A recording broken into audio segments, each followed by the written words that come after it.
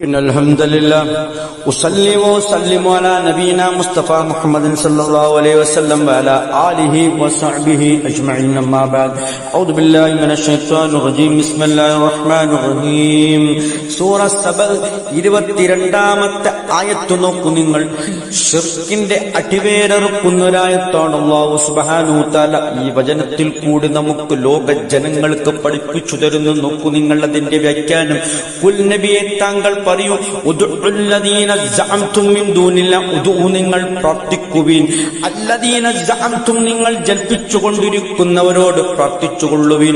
മിൻ ദൂനില്ലാഹി, അല്ലാഹുവിന് പുറമെ ആരാധരുണ്ടെന്ന് നിങ്ങൾ ജൽപ്പിച്ചുകൊണ്ടിരിക്കുന്ന മുഴുവൻ പേരെയും വിളിച്ചു നിങ്ങൾ പ്രാർത്ഥിച്ചുകൊള്ളുവിൻ. അല്ലാഹു വെല്ലുവിളിക്കുകയാണ്.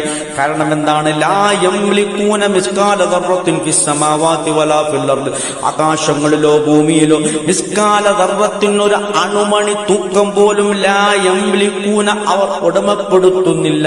ഒരു ഉടമസ്ഥതയും അവർക്കില്ല. അങ്ങനെയുള്ളവരെ നിങ്ങൾ വിളിച്ചു പ്രാർത്ഥിച്ചാൽ എന്ത് ഉപകാരം നിങ്ങൾക്ക് ലഭിക്കാനാണ്? എന്ത് സഹായം ലഭിക്കാനാണ്? നിങ്ങളുടെ പ്രാർത്ഥനക്കവർ എങ്ങനെ ഉത്തരം നൽകാനാണ് എന്നാണ് അള്ളാഹു ചോദിക്കുന്നത്. അത് മാത്രമല്ല, വമാലഹും അവർക്കില്ല, ആ ആരാധ്യന്മാർക്കില്ല, നിങ്ങൾ ജൽപ്പിച്ചുകൊണ്ടിരിക്കുന്ന ആ പങ്കാളികൾക്കില്ല, ഫീഹിമ അവ രണ്ടിലും ആകാശങ്ങളിലും ഭൂമിയിലും മിൻ ശിർക്കിൻ ഒരു പങ്കുമില്ല എന്ന് പറഞ്ഞാൽ അള്ളാഹുവിന്റെ കൂടെ യാതൊരു പങ്കുമില്ല.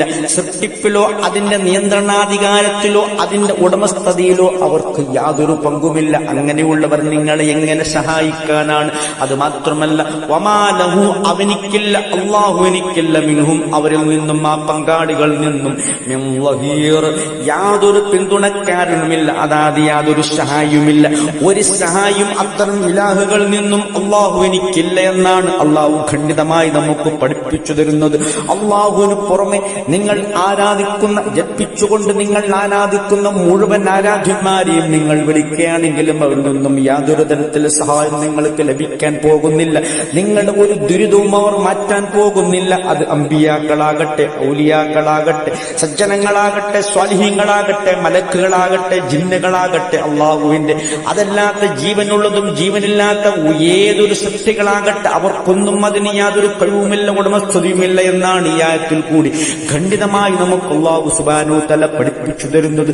ഇത് ഉൾക്കൊണ്ടുകൊണ്ട് യഥാർത്ഥ മുഅ്മിനും മുസ്ലിമായി മരണപ്പെടാൻ പരിശ്രമിക്കുകയാണ് എല്ലാ മുസ്ലിമീങ്ങളുടെയും ബാധ്യത. ഇത്തരമാണ് ഇതുമായി ബന്ധപ്പെട്ട് ഉപദേശിക്കാനുള്ളത്. ആഖിറു ദഅവാന അൽഹംദുലില്ലാഹി റബ്ബിൽ ആലമീൻ.